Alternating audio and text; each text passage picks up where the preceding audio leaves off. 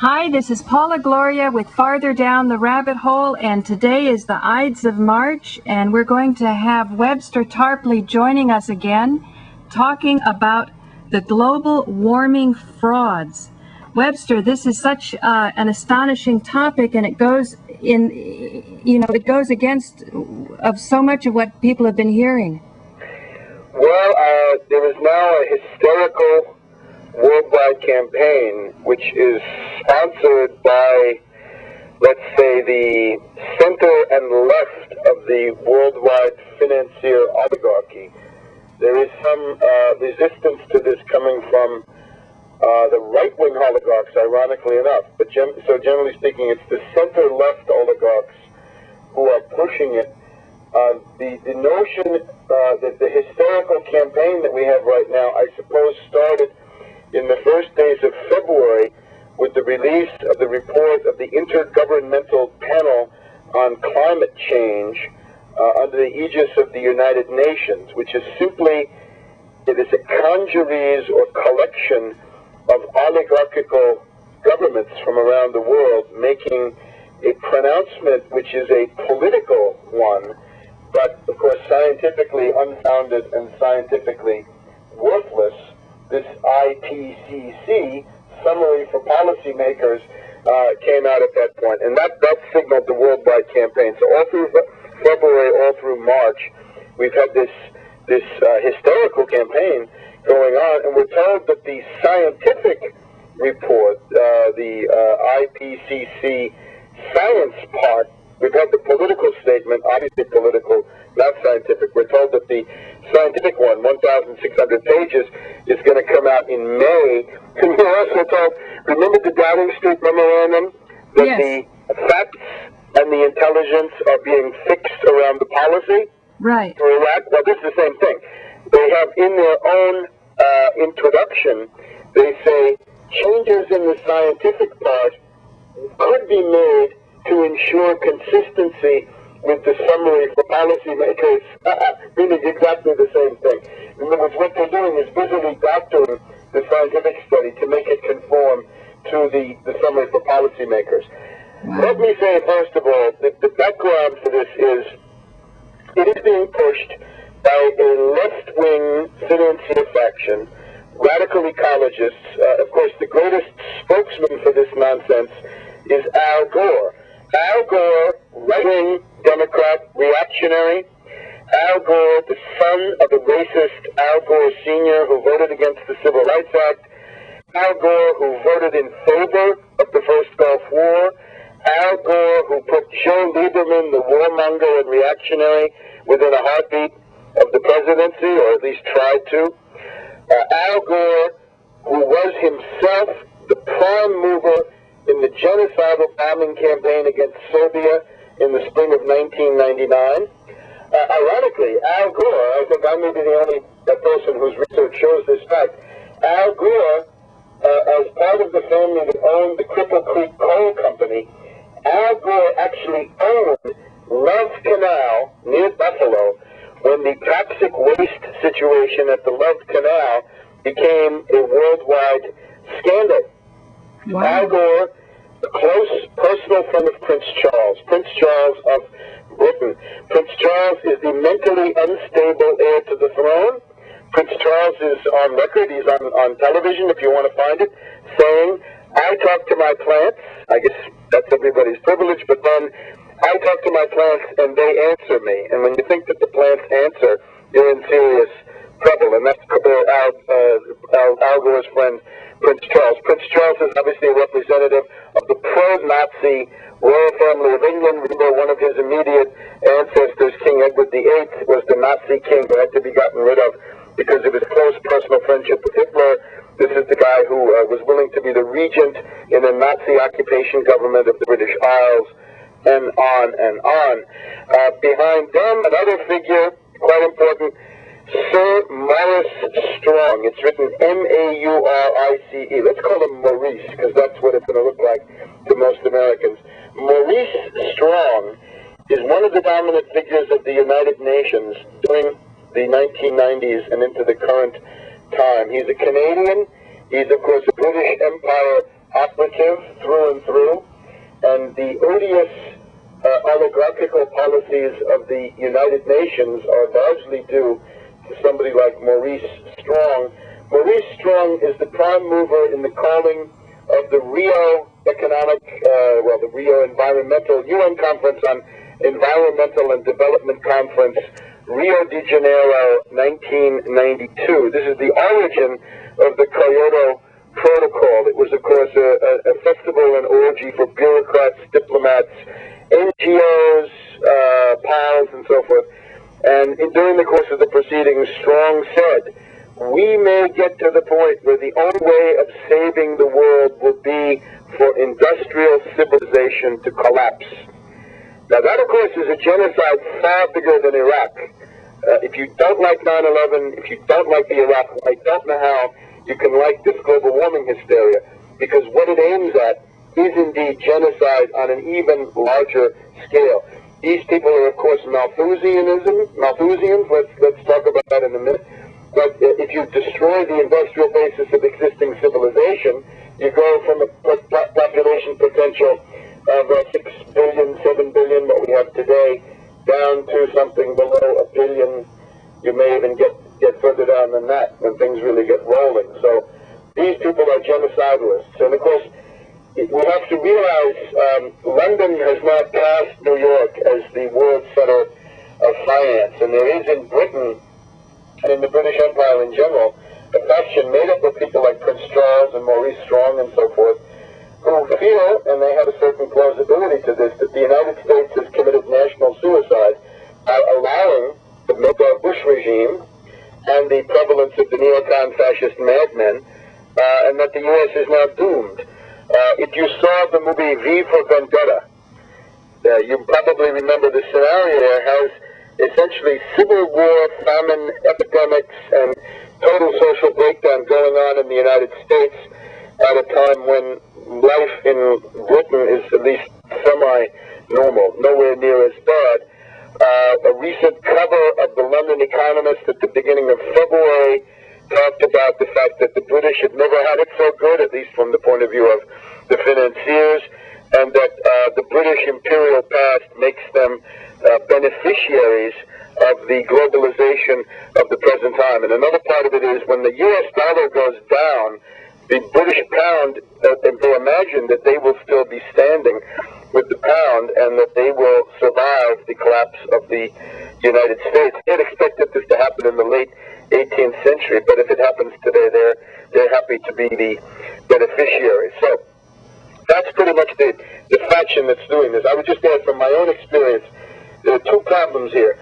On the one hand, science in the United States has been massively corrupted. During the Clinton-Gore administration, it was known that Al Gore was an environmentalist fanatic.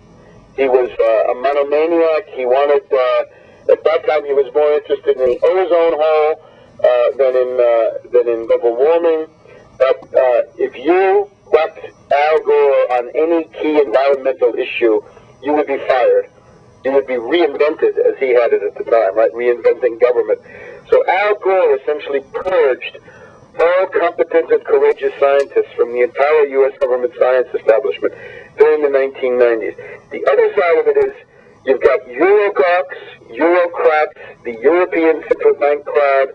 They're also pretty much on the same mindset. Remember, oligarchs have hated technology. We have documentation on this going back to about 400 BC. There's an Athenian writer called the Old Oligarch. Nobody knows his name, but they call him the Old Oligarch, and that's a good name for him, who complains. He says the Athenian Navy uses modern technology and provides an avenue of upward mobility for the hoi polloi and the stinking masses. And he says that threatens the class privileges of oligarchs like myself. You should also go back to the writing, I guess it is Hesiod, back referring to events of about 1000 BC, that the Trojan War was necessary because the world was overpopulated. Too many people were oppressing the breast of Mother Earth back at around 1000 BC, and therefore we needed the Trojan War, according to archaic Greek writings referring back to this epoch. So oligarchical mentality does not change. oligarchs hate science, they hate technology, and this has nothing to do with any specific situation. It is simply a habit of mind. It's a deep ideological preference, because they realize that if science and rationality become prevalent, oligarchical domination does not have a chance, because it's not based on anything real. It's not based on actual performance. It's based on the idea that they have some intrinsic superiority. So let's look at the specifics. The claims, I guess, are three. First is that there is a global warming going on. Second is that this is due to human activity, right? It's anthropogenic. And the third would be the response to that has got to be a series of taxes. Usually that's what the mainstream of these characters want. Carbon taxes, cap and trade, they call it. These are laws that are already in the works in Great Britain, above all, to some extent in the European Union. These are laws guaranteed to crush whatever industry remains in these parts of the world. The goal, they say, is to reduce carbon emissions, to keep carbon from coming out of into the air, and therefore you're gonna save the world. Although they also admit that these laws have virtually no effect, that the whole policy has no effect, but that's another story. Well, first of all, is there some warming going on right now? I suppose there is some warming that's been going on in the last, 10 years or so. But I think you ought to look at the big picture. The planet we live on has had repeated glacial epochs, right? The so-called ice ages. And these are ice ages that last several thousand years. We've probably had, 10 of them over the last 200,000 years or so. And they're interspersed then with 10,000-year warming periods. Now, as far as we can see, the last glacial epoch or ice age goes back to about 10,000 BC. So we are somewhat overdue now.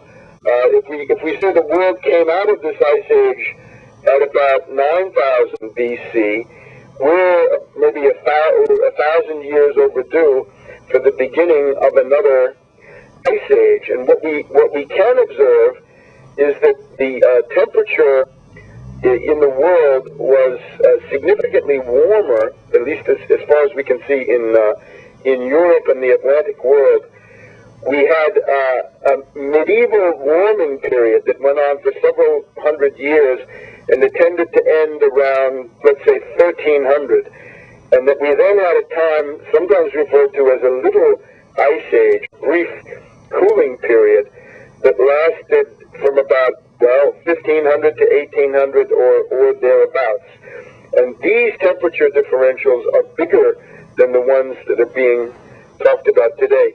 There was also a warming period towards the beginning of the Christian era, so-called the Roman Empire warming period. Think of it like that.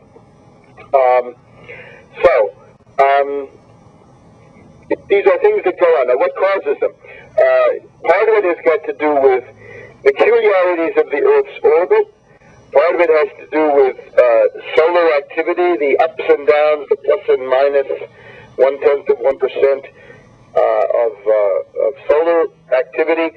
There are interesting theories that the presence of cosmic rays, the level of cosmic ray activity, has a great deal to do with cloud formation, right? And that therefore this exerts a very important influence on the overall climate. So I think here are areas where there are a few certainties, but it seems to me that the preponderance of the actual evidence, as distinct from oligarchical hysteria, the predominance of the evidence is that it's got to do with astronomical factors, that is, the orbit, the sun, the cosmic rays, and related matters. But the fact is that we've had these ice ages, and I think that the most plausible hypothesis is that we're, if anything, a little bit overdue for an ice age, and we're just living in a kind of momentary uptick. Remember also that if the oligarchs were not arguing for deindustrialization using global warming, they'd be using the ozone layer.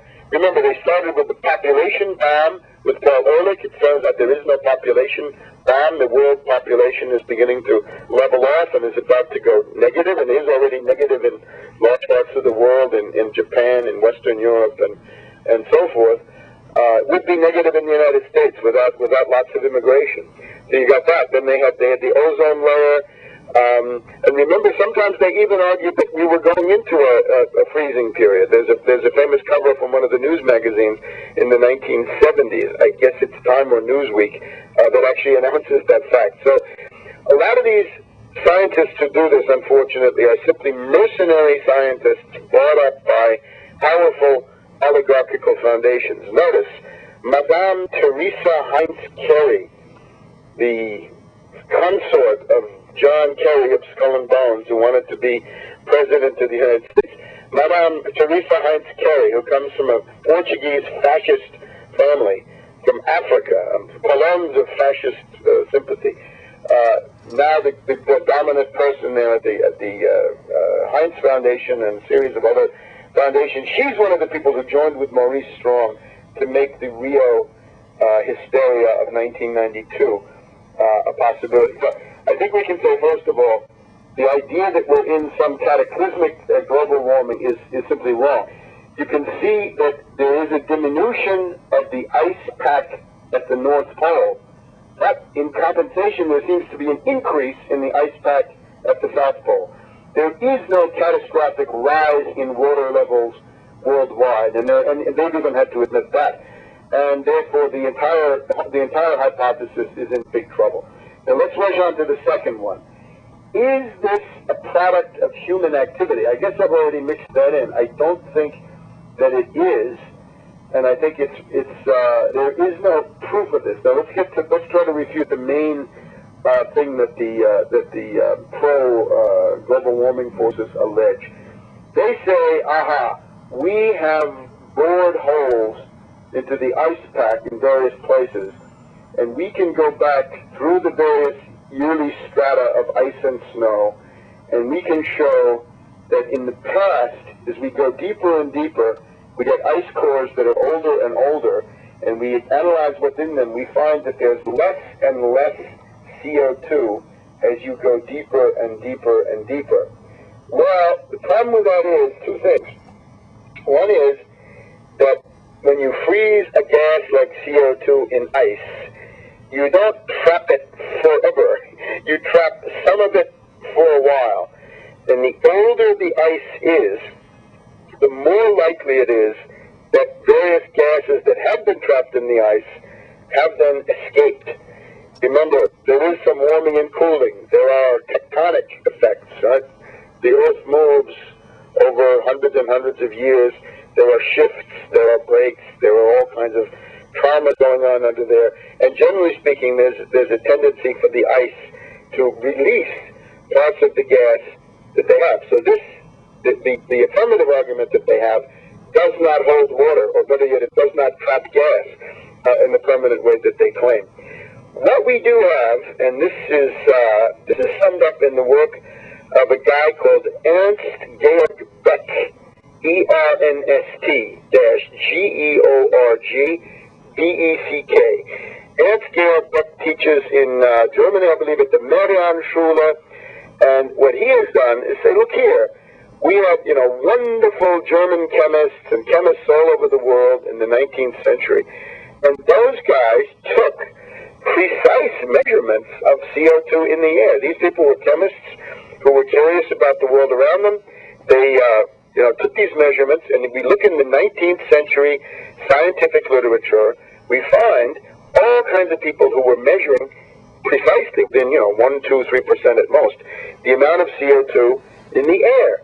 And according to the Beck research, we find that there is no extraordinarily high level of CO2 right now. Rather, what he found was that the levels of CO2 right now are well within the normal range, and that if anything, a period, let's say, centering around about 1940 or so, the decades up to 1940, there was more CO2 in the air then than there is now.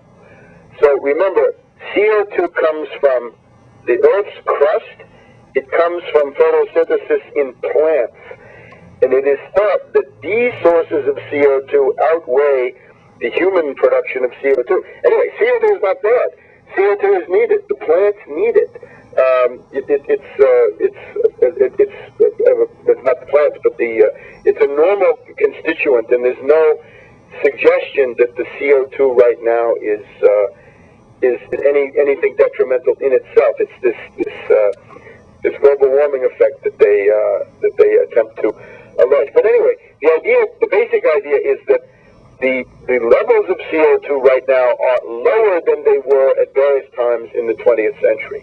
And again, the big question is, if these global warming advocates were so concerned, why did they go to the ice packs and ice sheets rather than have recourse, much easier, much cheaper, go to a Central European library, or indeed any one, and you can find how much CO2 there was. The two gurus, I guess, of global warming is a guy called Callendar and a guy called Keeling, Callendar, and Keeling, Keeling, from the 50s to the 80s. They were writing. And, one wonders why they didn't do this. So the so-called hockey stick curve of sort of flat levels of CO2 and then a rise in the industrial period, and it's, of course, a linear upward course since the coming of industry. This simply also does not work. Then there's the policy part. The global warming extremists and fanatics now say, well, we've proven everything, the debate is over. Of course, it's not over. What they're doing is threatening people. They're buying up a lot of people and threatening a few. The foundations and the governments demand global warming. If you don't do this, you're going to be subjected to the same kind of treatment that a 9/11 heretic would get, or you'll be slandered, you'll be told that you're a paranoid or a quack or whatever it is. And most of them are brought, some are threatened. Now, what is it that should be done under these circumstances? They say, well, there has to be a massive tax on carbon. And the carbon, essentially what they want is a carbon tax, which would be in a framework of cap and trade. In other words, to say, everybody is frozen at the 1990 or 2000 level of carbon emissions.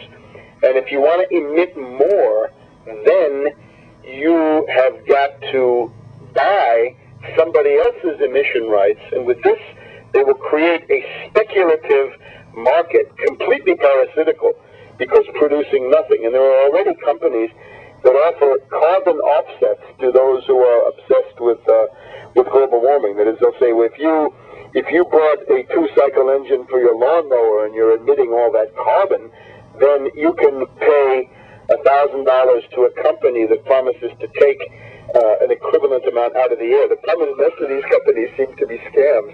They seem to take your money and do nothing. It's a little bit like the Star Register, right? They claim that they've named the star after you, but in this case, they're going to take the carbon out of the air. The worst part of this thing is, as Maurice Strong said, the goal here is to crush and destroy the remains of industrial civilization. It is to usher in a new dark age in which oligarchs would survive, but the lower classes, the lower orders, would be essentially wiped out. Also, Die Welt of Hamburg, it's a reactionary newspaper, to be sure, but they have an interesting editorial where they say, Carl Schmitt, Hitler's lawyer, the guru of the neocon movement, talked about the need to use a state of emergency crisis to declare martial law and impose dictatorship. So what they have is, the Beck now says, we have it. In other words, the emergency, if the global war on terror were not enough, the people that won't fall for that one will now fall for this one, which is the notion of an ecological emergency, and use global warming to declare a state of emergency and get a dictatorial police state that way. And ironically, on this one, the right-wingers can see it happening, but the left-wingers, blinded by Malthusianism, don't seem to be able to do it. Now, let me suggest the following. We have 3 minutes. Can you explain Malthusianism? Well, let me just explain what should be done, and we can get to Malthusianism in the context. If you're concerned about global warming, here's what I recommend. I think you have to use rational methods. In other words, you've got to get out of this by technological improvement, not by killing people. My motto is no genocide for no reason, not ever. And don't tell me genocide or the planet, because this is pure demagogy. What we want to do is say something like this. The use of the private motor car for commuting is absurd, obsolete, it's causing ulcers, it's taking years off people's lives, it's horrendous, it's an ordeal. What we want is a renaissance of urban mass transit. The Independent Green Party of Virginia put this forward in the last election. What we want to do is to build maglev rail, fast rail, commuter rail for everybody. We'd like to take 1/4 to 1/3 of the cars off the road in a 10-year period, especially as far as commuting is concerned, the part of it that nobody wants. And you can see what the Japanese have been able to do, and the Chinese and the Germans and others in the Far East are now building maglev as a way of commuting. Fast, 2 minutes, Webster. Clean, and so forth. Let's begin to put tens of billions and hundreds of billions of dollars into rebuilding infrastructure, starting with this maglev principle. It's also interesting to remember that there used to be locomotives and trolley cars that ran on compressed air that had absolutely no pollution at all. They were destroyed by the automobile industry. Indeed, the notion of a carbon tax seems to be the desire of the oil interests to survive at the expense of the coal interests. And of course, the obvious thing, the thing that every founding father of the environmental movement, from the Mott of the Whole Earth Catalog, right? The right. founder of Greenpeace, Hugh Montefiore, the founder of the Friends of the Earth. We've got the founder of the Gaia hypothesis, Lovelock. They all converge on the fact that nuclear energy is the obvious answer to this. If you're really afraid about global warming, and I haven't convinced you yet, and if you join me in saying there should not be genocide of the human race for any reason, then turn to nuclear energy is the only thing to do right now. Unfortunately, that is what's going on in the world. Webster, we only have 30 seconds. Because we've got Russia, China, Taiwan, the Arab world, Latin America, essentially everybody in the world, even the British, even the Canadians, all considering a return to nuclear energy, which would be a rational thing. If you don't like nuclear, put the money into a crash program for thermonuclear, and then you can get out of nuclear and into something more attractive. Thank you, Webster. This is Paula Gloria with Farther Down the Rabbit Hole. We'll be hearing more from Webster and exercising intellectual freedom about alternatives for the future. Thanks, Webster. Thank you.